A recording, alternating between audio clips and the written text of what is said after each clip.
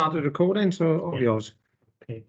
Thank you all, and warm welcome to the Planning Committee. And Happy New Year to everyone. And the first item on our agenda is item 1 there. Any apologies for absence? I know we've had one or two. Yeah, from Councillor Richard Lewis, Chair. No others? No, thank you. Item 2 then is any disclosures of personal and prejudicial interest. Are there any? No. Item 3 is to approve the minutes and sign the minutes of the previous meeting as the correct record. You find them on page 1,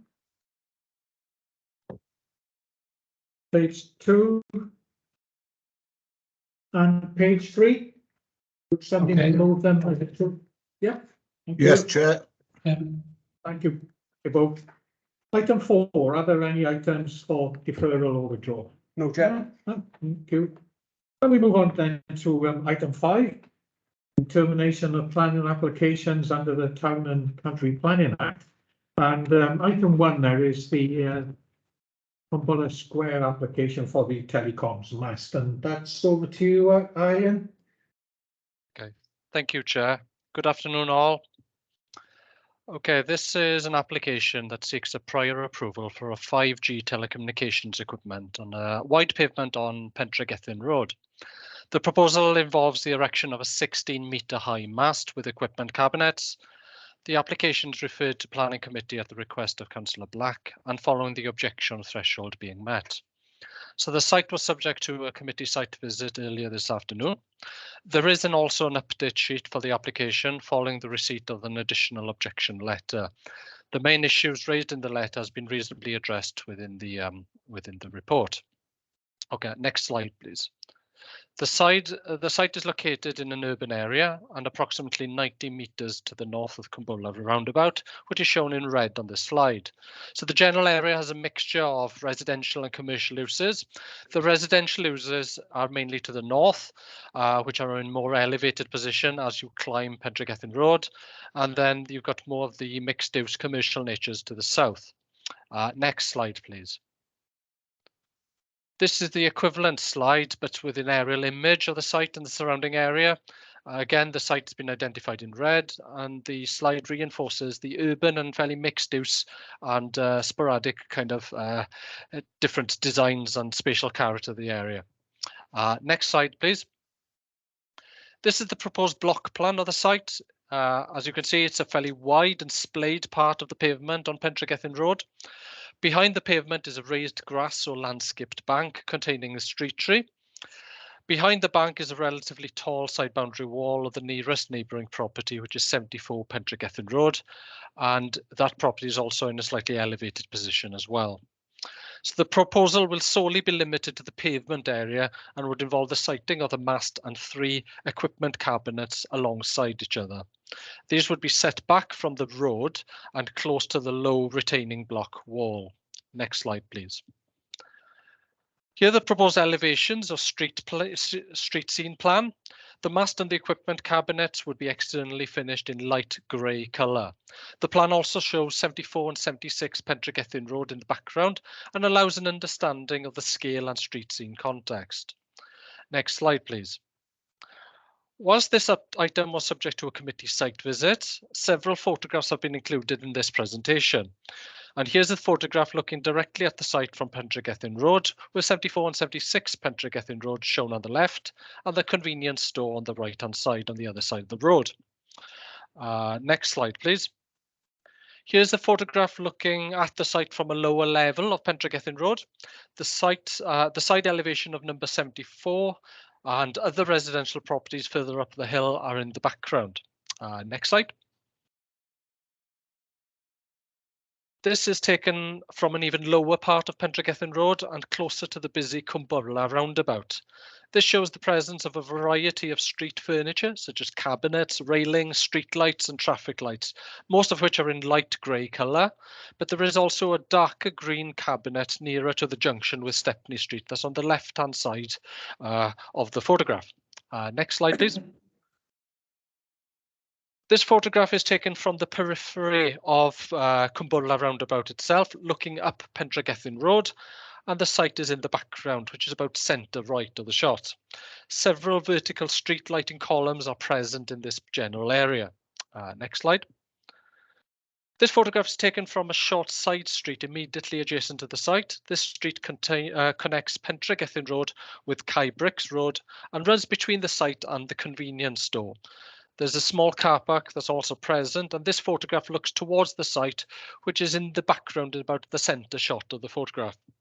Next slide, please. This is taken from the small car park on the side street looking towards the site. The convenience store is on the left-hand side and the rear properties on Pentragethin Road are on the right-hand side. Next slide. The last photograph is taken from an elevated part of Pentragethin Road, nearer to the junction with David Street, and this looks down towards the site, with number 74 Pentragethin Road being the nearest property to the site, being partially visible in the distance on the left-hand side of the road. Next slide, please. Now, then, the nature and scope of this application is very different to a typical planning application, and it has been explained in detail in the report. So, subject to satisfying a relevant criteria, there are generous permitted development rights associated with telecommunications operators in Wales. So, for example, it is possible to erect a mast of up to 25 metres high under permitted development rights. In such instances, the remit of the local authority is solely to consider the acceptability of the siting and appearance of the development. That is the remit of what is before us. So in the case of this application, the proposal is for a 16-metre high mast and 3 relatively small scale equipment cabinets. The report before you today has carefully considered the impacts of the siting and appearance of the development, together with consideration of several comments received during the public consultation period. So the report notes that the site is within a highly urban context and close to busy roads of mixed character. A number of vertical features and street furniture is present. Whilst the mast would be taller than these, it would not lead to any harmful visual clutter and would only have a localized visual impact. The site is not within or near to a conservation area and would not have any direct impacts on any sensitive landscape or streetscape areas of Swansea. The inclusion of the mast and equipment cabinets would not be unusual in this highly built-up situation such as this. The topography of Pentragethin Road also assists in reducing the impact of the development. The site is mostly visible from the vicinity of Cumburla roundabout. However, the spatial character of the road comprises of a wide road, it's a busy area, with properties in an elevated position in the backdrop. Reduced visibility of development would be from the upper part of Pentragethin Road due to the setback position of the mast and it being on a lower level with several intervening buildings. The light grey colour would also assist in reducing the visual impact of the development in the street scene. Whilst there are residential properties in the area, the nearest being number 74 Pentragethin Road, the mast and cabinet would not be immediately set on the boundary with these properties, and it would not lead to any direct loss of impact and loss of amenity. Whilst residents have raised health concerns, the application has been accompanied by a declaration of conformity with nationally accepted standards.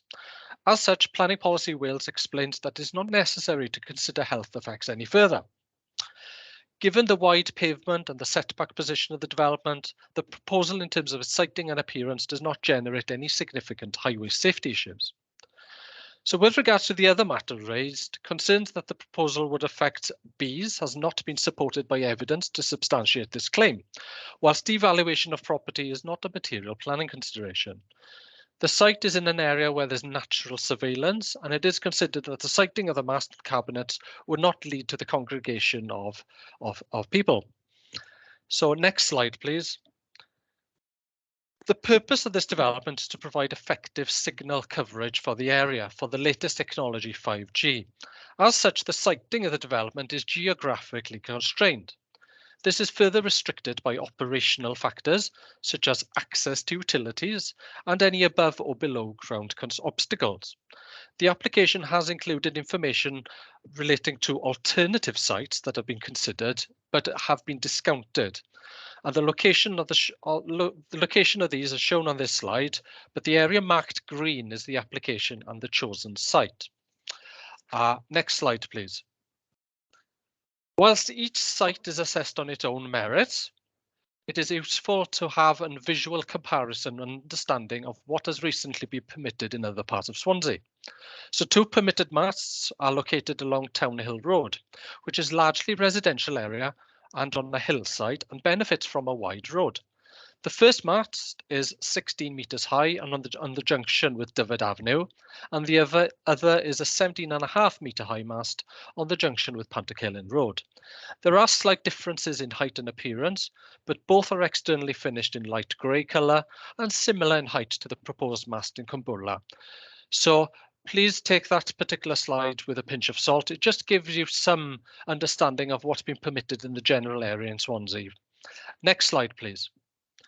So acknowledging the generous permitted development rights associated with telecommunications operators in Wales and a careful assessment of the specific circumstances of the application site, the report concludes that the siting and appearance of the development, which is the sole remit of the authority to consider these type of application, is on balance acceptable. The visual and amenity impacts arising from the development would be largely localised, and whilst not raising any overriding public amenity or safety concerns. So the recommendation is that the application be approved. Thank you, Chair. Indeed, thank you very much. And our first speaker now is Mrs. Richards. You've got 5 minutes to address the committee. Good afternoon. Thank you. I'm a little bit nervous, so. Oh, sorry, take it down. My husband and myself reside at 74 Pentragetton Road and have done so for the past 52 years. Over that time, we have seen many changes in and around the square. One being a heavy flow of traffic up and down Pentragetton Road and around Kybricks and the back of CK's, where large lorries deliver on a regular daily basis. We also have a working ambulance station behind our house. We are in acceptance of this and go with the times. When we heard of the plans for enhancing the square, we were delighted, as over the years it has fallen into a sorry state. Our delight was short-lived when on November the 19th of last year, we received the devastating news that planning had been submitted for a 16-metre high 5G mast to be erected 5 metres from our forever home. These masts come with furniture, cabinets, usually more than 2. Large white, but I'm just being told light grey, monstrosities. I asked the planning committee, would you be happy with one of these outside your forever home? We worry that this mast will be a distraction to traffic, and being 16 metres high and less than 6 metres away from our property, if ever there was a motor accident, of which we have experienced in the past, it does not leave much to the imagination of what could happen to our home, to us and to our neighbours. In June 2018, the policy was passed by the Welsh Government for a healthier Wales, one of the elements being health and well-being of people in Wales. We have worried about this proposal since November, and our health has been affected greatly. If this plan goes ahead, then the rules of this Act are not being adhered to. I hope this planning committee is aware that these masts emit a white pulsating noise, and that the safety distance between the masts should be 400 metres away from people, and our house will be around 16 metres away from the mast head. The new government rules are that the masts are no less than 50 metres from dwellings. There are many places in this area which will be more suitable, I'm sure, and I implore the planning committee to consider this and to refuse planning submitted. So finally, I hope that the amount of signatures, letters, emails, and our not so silent protests today will prove the opposition in the area to this 5G mast location. The final results, however, will be in the laps of the gods or the conscience of the committee. Thank you. Thank you very much. Got Gareth, Mr. Gallivan, is he? He's not present, Chairman. No, Oh, he's right, not okay. present. No. So, would you like to speak first, then, Councillor Holly? Thank you, Chair, and thank you, committee, for the opportunity to address you this afternoon. First of all, thank you for the site visit, which I think you witnessed a great deal of anxiety about what's happening with this mast. The thing is, I think people are objecting to a mast per se, but I think it's where it is on the particular site that has been pointed out. I think there's a number of issues that need to be brought up on this. Number one, the alternate sites. It's amazing that the alternate sites were in Robert Street, Courtney Street, York Street. It can be narrow, it's going to be busy and exceptionally problems with parking. And yet there were no other sites considered in and around the area. I'll give an example of that. We have around Cabula roundabout some very, very suitable sites. The example is by the Gospel Hall in Gorse Mission, very great distance away from any residential properties, alongside the boots, the opticians and hearing centre, and also the grass area outside the gatehouse. Again, these areas more than adequate for the siting of this particular mast and the boxes that go with them. The facilities are there because, as I said, there was a police box by the Gorse Mission, and of course the facilities are within easy reach of the particular road. And I think in the report it says about the sequential order of placement of these masts. This is something which I found quite surprising, really, in as much as if you look at the sequential setup of these masts down to Marvin Road, when you start by the old Smith's factory, and then the next one further along is outside where Swansea Garage is, across the road from that used to be. And then the next one on was by the highest garage opposite roughly where Wicks is, where B&M is. So as you can see, all these masts are sited along Carmarthen Road, quite some distance away from residential properties. And then if you look at another couple that have been set up, and taking what the officers said, the ones on Town Hill Road, if you look at them and where they are set up, the corners they are set up on are very far away from any residential properties, much further than the one we're talking about today. And then if you look again at the others that we've approved, the one at St Thomas, for example, on Fabian Way, that is a long way away from residential properties. And then the other, and the Town Hill Road, as I just said. What I feel that this planning committee needs to do is to refuse this planning application and go back, and if the company that wish to install a mast in this area, we've given you the alternatives. They are more than adequate. The cell phone coverage in the area of G5 would not be affected by a 50-metre move in either of those directions. As the officer said, it's 90 metres around the roundabout, and there's loads of sites on that roundabout. All I want you to do, committee, please accept the fact that people should be further away from these facilities than this suggestion is. And also, when you consider that one was turned down and one on appeal in Bishopston, I only hope you do the same thing for the people of Cabula. Thank you, Chairman. Thank you very much. I got is Councillor Thomas for this? He's not, Chair. No. No. Okay, right. Okay, then over to the committee then. Councillor Black. Yeah, thank you, Chair. And can I thank the committee for coming on the site visit this afternoon?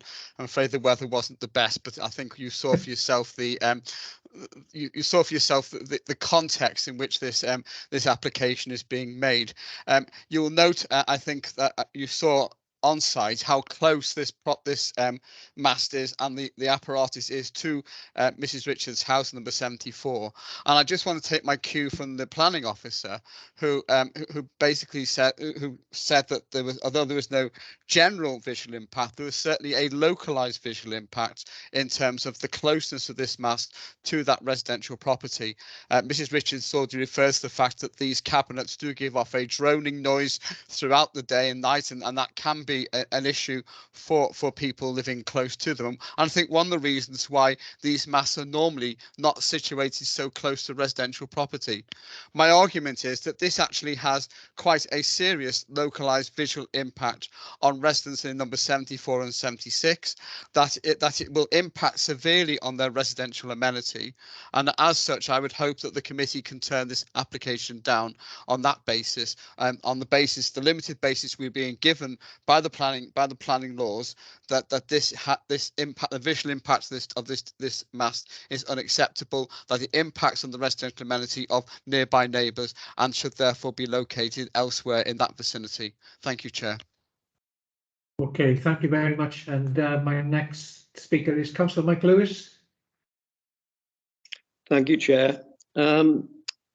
Firstly, can I say I completely agree with Councillor Holly's comments on this, and then can I go to page 8, item 3.4, where it states early engagement can help secure public acceptance of a new development. In my opinion, this is definitely not the case with this application. As I understand, there has been a petition from the public for over 200 signatures against the proposal. Doesn't sound like acceptance to me. Then can I go to page 9 under public response, whereas it states, and I quote, and I think this is a typo, but that remains to be seen. It says on neighbouring property was individually consulted.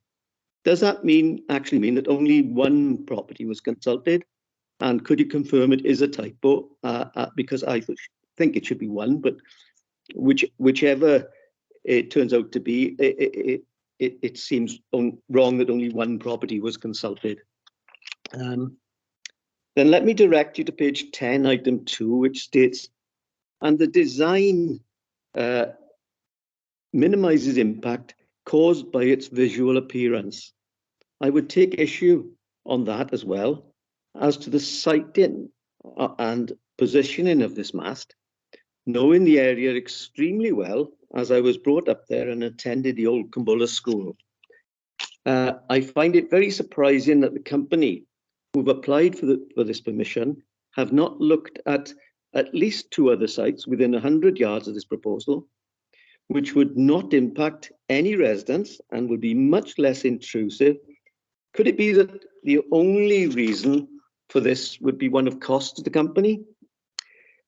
We as councillors are tasked with making sure that the people we represent are listened to, as we did not 2 months ago when the public area of the Gloucester Room was packed with objectors. Personally, I see no difference in the concept of us listening to the public voice here today, and I cannot, in all good conscience, support this application and will be voting against this application. Thank you, Chair. Thank you very much. Councillor White. Yes, thank you, Chair.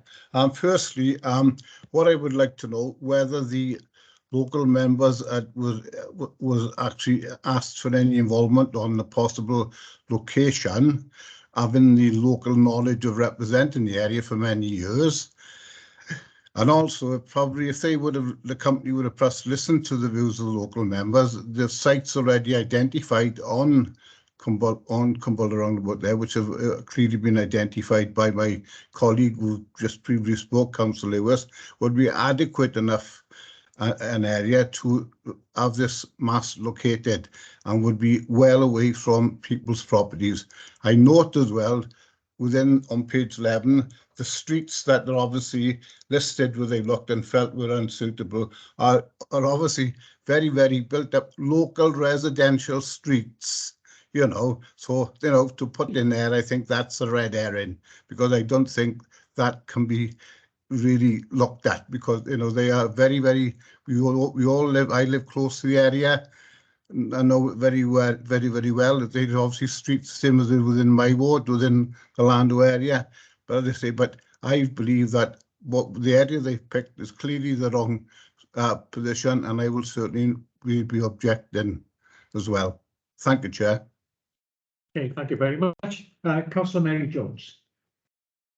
Thank you, Chair. And yeah, I think it was useful, even though it was wet, to actually see it on site this morning or this afternoon, sorry. And I agree with all the previous speakers, but I was looking at page 10 and it was saying about there would be no significant adverse effect on the amenity of neighbouring residents. Well, obviously there is going to be. And then it goes on about the siting and design, and that would be seen from various locations as we saw in the presentation. But yes, it is a high pole and it is going to be seen. And I agree with the other speakers.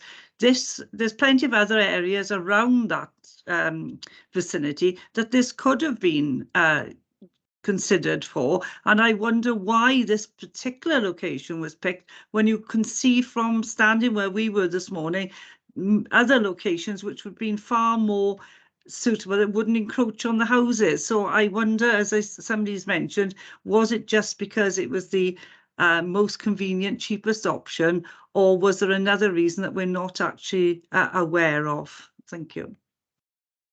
Thank you so much. Councillor Black, you wanted to come back in? Just to confirm, in response to Councillor White's question, there was no prior consultation with ward councillors as to the location of this mast, nor were we asked on any where it might potentially be situated. Right, thank you. I've got no other hands up to speak. There were just one or two points there for Ian. There was regarding the distance from dwellings, etc. Was there anything you wanted to come back with? Yeah, thank you, Chair. Councillor Lewis raised a point about whether or not there's a typo. You are quite right, there is a typo. It was one direct neighbour was consulted. When you look at the regulations on these types of applications, it does allow for a different types of kind of consultation to take place. In this particular case, the site notice was erected to advertise the application. And that is what the regulations require for us to do as part of this type of application. We've gone over and above that, and I identified the nearest property to this site, which is number 74, and that is the property which had direct a letter from the council notifying of the application. But as a fail-safe, what the regulations actually require is the site notice that's been posted next to the site. That is sufficient for the purposes of the regulations to advertise the application. So in all fairness, there is a typo there in the report, but in terms of procedural requirements, the application has been advertised correctly in that respect. Well, the report before you has made the assessment of the scheme. It is a professional assessment. It is for you as members to make those judgments, and a few of you have actually made those kind of your opinions known. I just want to reinforce what the remit of this application is about, the siting and appearance only. And Welsh Government's guidance and planning policies of Wales is quite clearly about the remit of what the application involves and the health impacts, because there was mentioning there during various mid comments about the proximity to the property and things like that. Well, this particular scheme and the mast, provided it has that certification, then there is no health or well-being impacts as a result of the siting and proximity to a property. That has been covered. When you looked at the photographs, and perhaps some of you that attended the site, you will note that this mast isn't sited right on the boundary or right in front of a particular window of a property. It is sited off the neighbouring property. There's a bank, a landscaped bank, then that's intervening with that side neighbour, and then you've got that wide footway. So I guess in defence of the report there, it doesn't actually, it makes it clear that it isn't immediately next to the neighbouring property. In terms of local, what other areas have been considered, I just want to reinforce as well, the purpose of 5G mast is to ensure that the local population gets the coverage. There's pointless siting a mast unless it actually gets the signal coverage that the local community can benefit. So you are geographically restrained. And I appreciate that some of you may have suggested other alternative sites that may have not been considered by the applicant, but we've got to be fairly aware that the geographical area that this mast could be located is tied to various factors. So I just wanted to point that out, why perhaps you may have come across that a potential site might be more suitable than others, but it may not work in operational and technical needs. Other than that, the report before you for you to consider, I just want to point out that the application does expire today, so we don't have an opportunity to be able to go back to the applicant to discuss potential changes. We have to consider what's before us.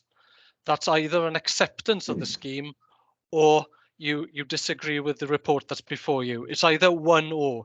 We can't defer to go back because unfortunately, the way the regulations are set up is that if a decision isn't made today, they automatically get planning permission. So that is the remit that we have to work within. So I just wanted to make that clear to you as members. Thank you. Okay, thank you very much. I got no other member wishes to speak, so that being the case, then we can move to the vote, which is one of approval, bearing in mind what the officer has said as well regarding the decision having to be made today. When you're ready. Yeah, Councillor Peter Black. Against. Phil Downing. For. Alan Jeffrey. Against. Mary Jones. Oh, can't get my mic. Sorry, I couldn't get my mic off. Against. Sarah Keaton. Against. Mike Lewis. Against. Nicola Matthews. For. Mike White. Against. Andrew Williams. Against.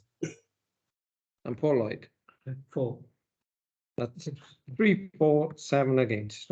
Right, okay, so now the next stage then is that we will need the reasons for refusal.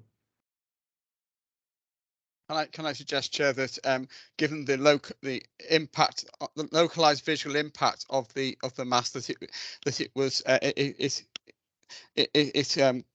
as an acceptable residential amenity on nearby properties, something to that effect.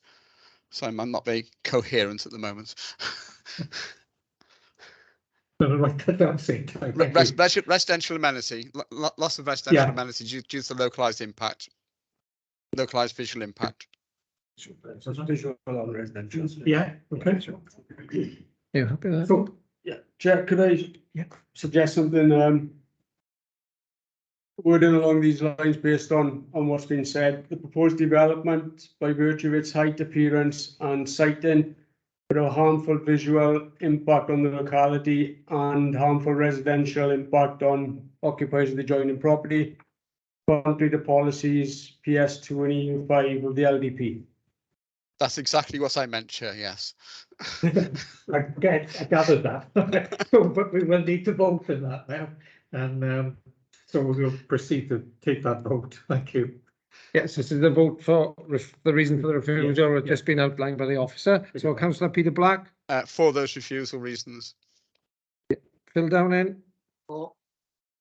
Alan Jeffrey. For. Mary Jones. For. Sarah Keaton. For. Mike Lewis. For. Nicola Matthews. For. Mike White. For. Andrew Williams. For. Paul Lloyd. Okay, cool. Yeah, that's unanimous against. Thank you very much. Thank you all. And we can move on to the next item, item 2 there. Thank you very much. Oh, thank you. Bye-bye. It's a road in Bonamine. Again, it's new item. Thank you. Thank you, Chair. Just waiting for the slides.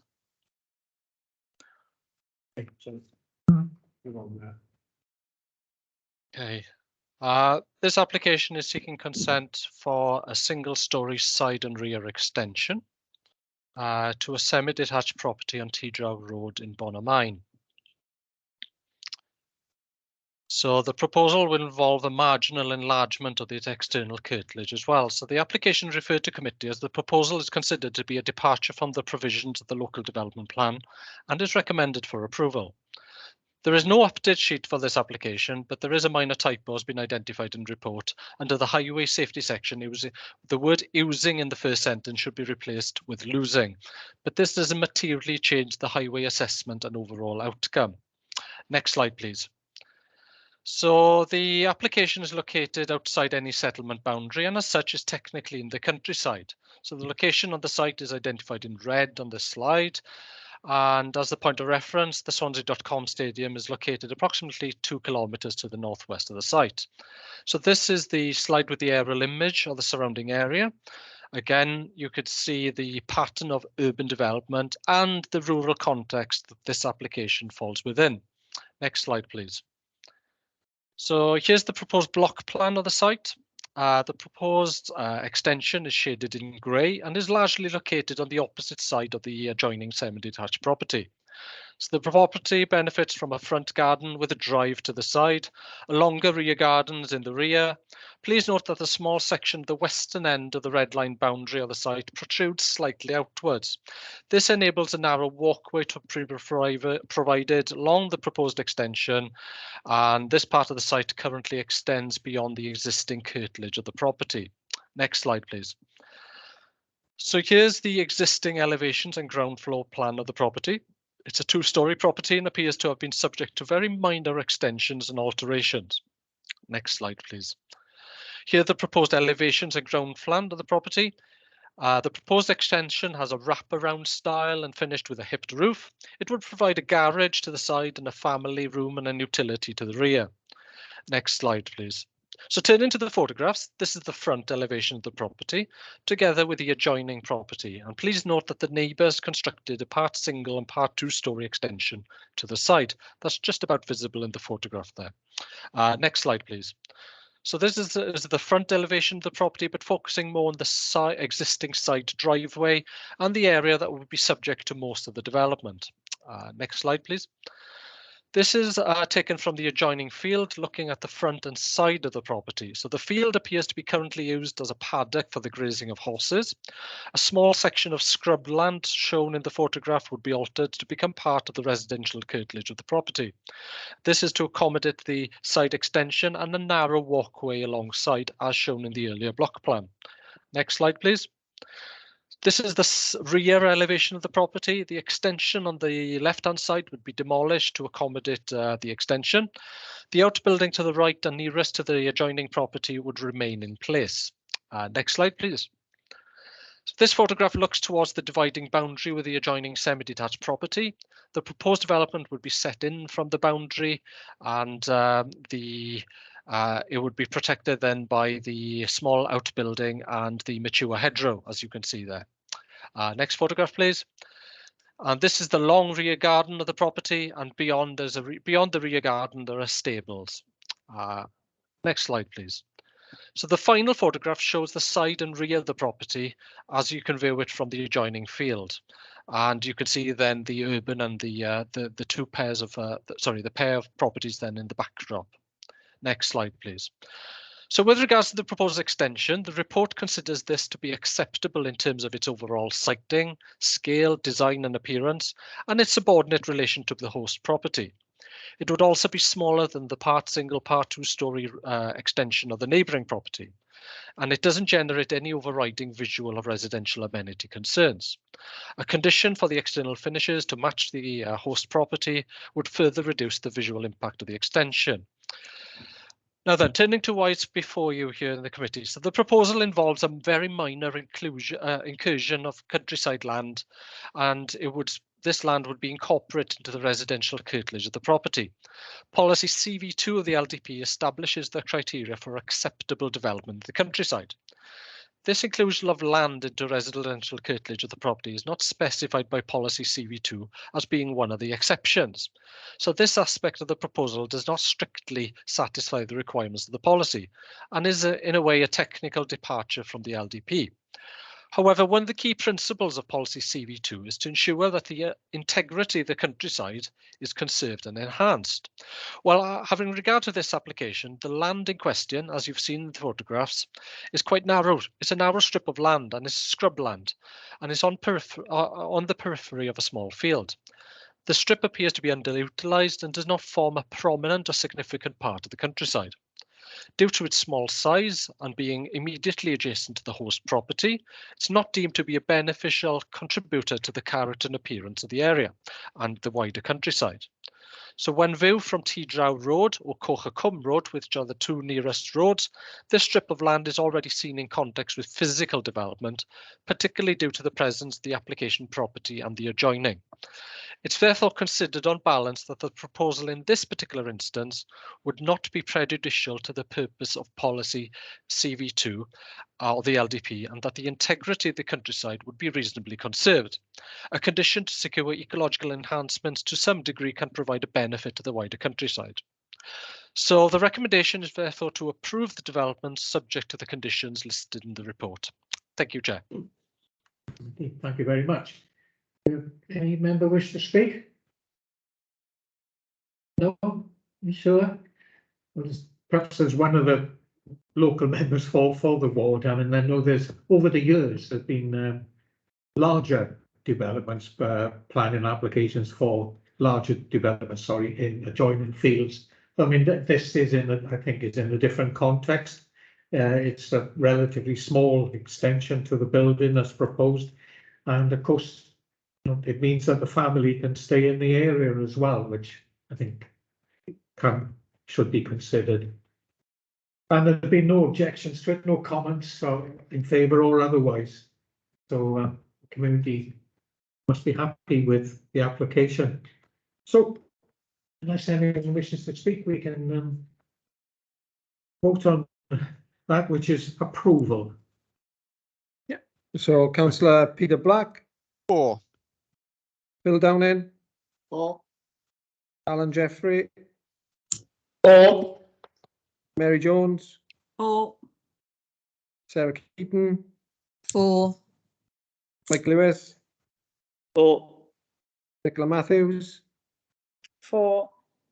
Mike White. 4. Andrew Williams. 4. Paul Lloyd. 4.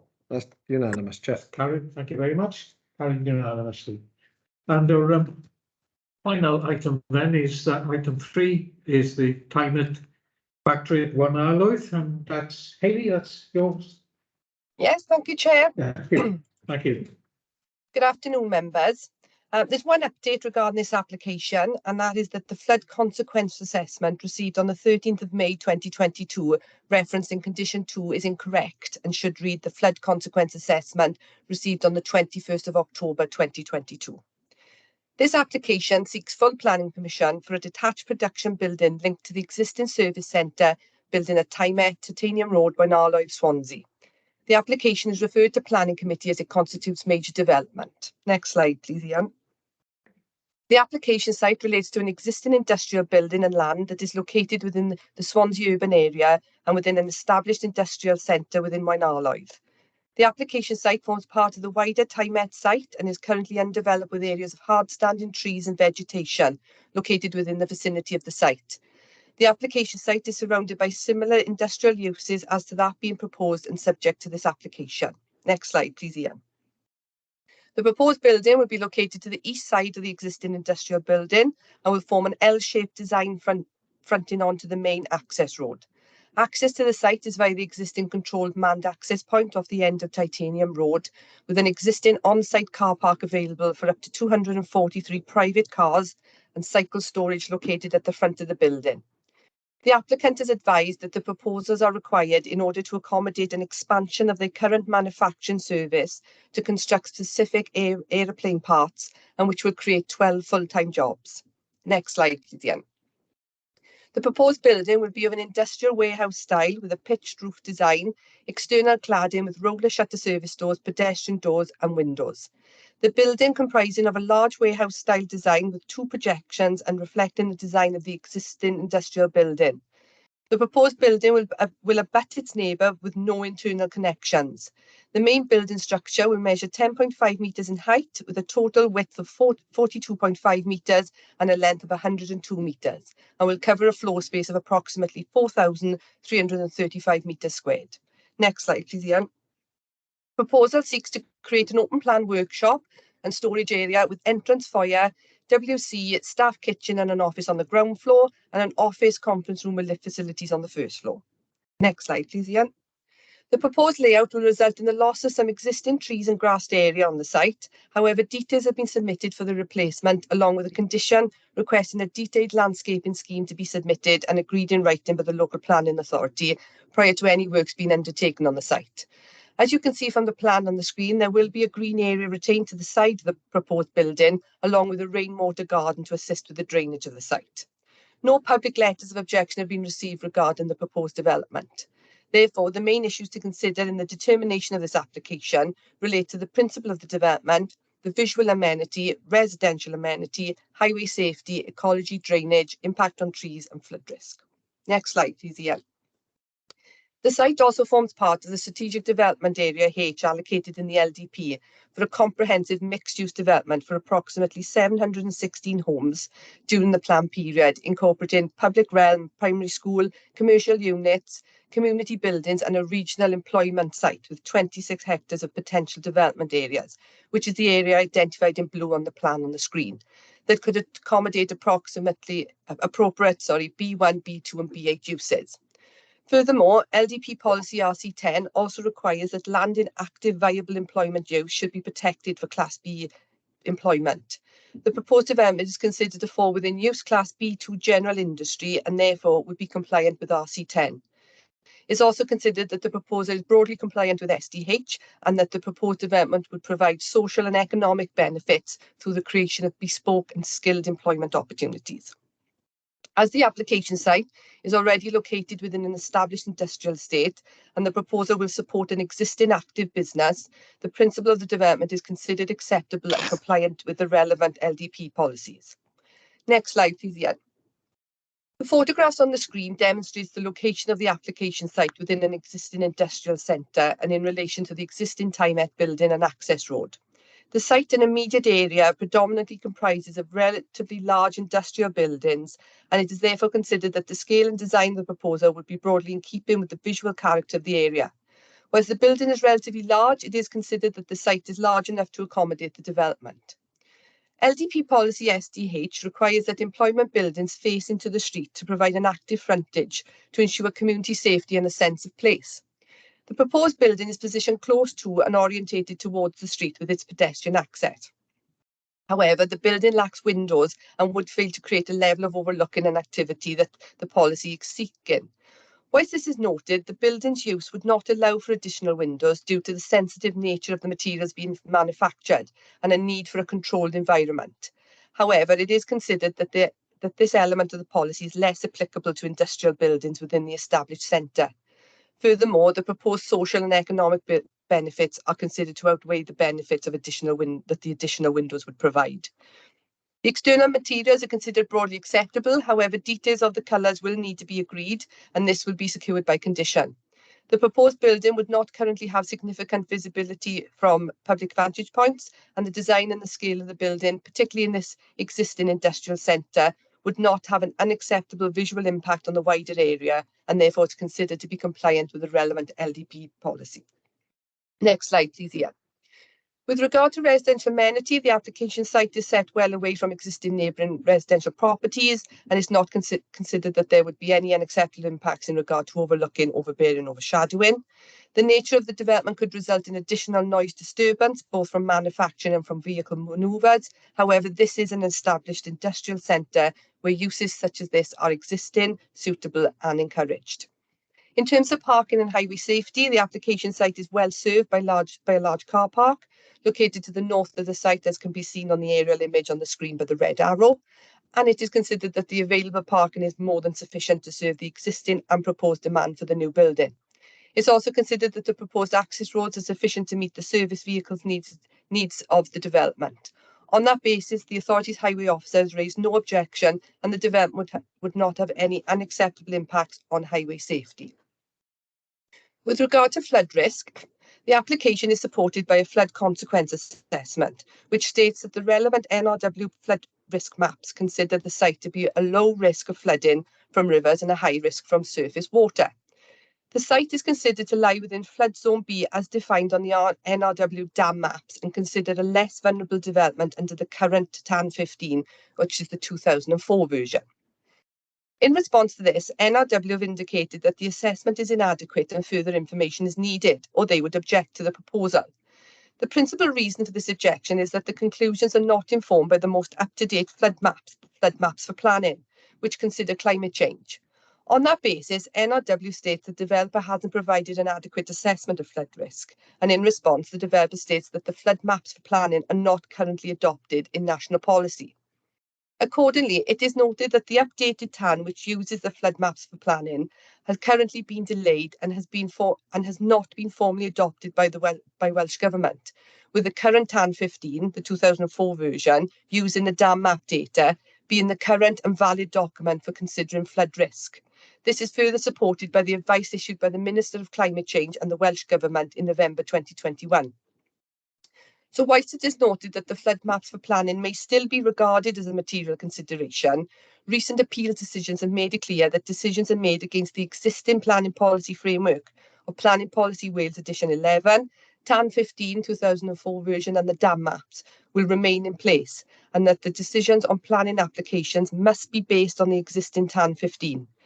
The appeals also made reference to the flood maps for planning, and whilst it is publicly accessible information and provides better and more up-to-date information than the dam maps, until the new TAN is formally adopted, this is not national policy and as such should have little weight.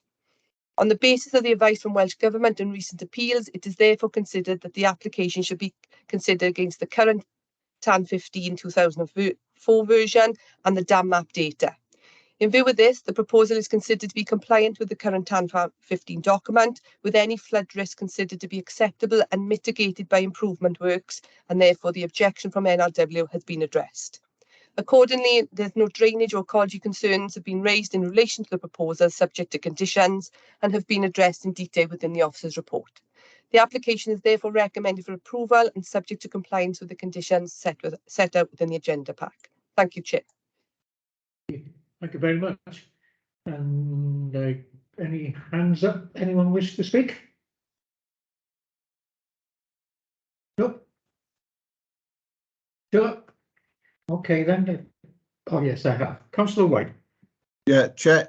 Yeah, in regard, obviously it's good. That's going to bring probably local employment to the area. This application, but just on the issue of removal of trees, can we confirm that there's no TPOs on any of the trees that's got to be removed? Okay, we'll get that in a moment. No one else? No? Right. Councillor White, your question on trees then. Not to my knowledge, there's no TPOs on there. The tree officer has assessed the information has been submitted, and as stated in my report, has asked for additional information to be submitted, which has been conditioned as well. So, and any loss of any trees will be replaced. Okay, thank you, Chair. That's fair enough. No other member wish to speak? You can see the recommendation there then is one of approval, and so we can take that vote then, please. Peter Black. 4. Phil Downing. 4. Alan Jeffrey. 4. Mary Jones. 4. Sarah Keaton. 4. Mike Lewis.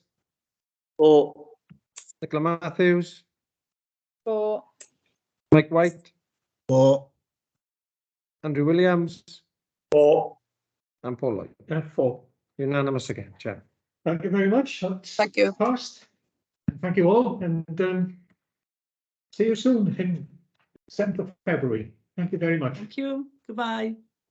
Bye now. Thanks, Chair. Thank you. Bye. Bye. Right.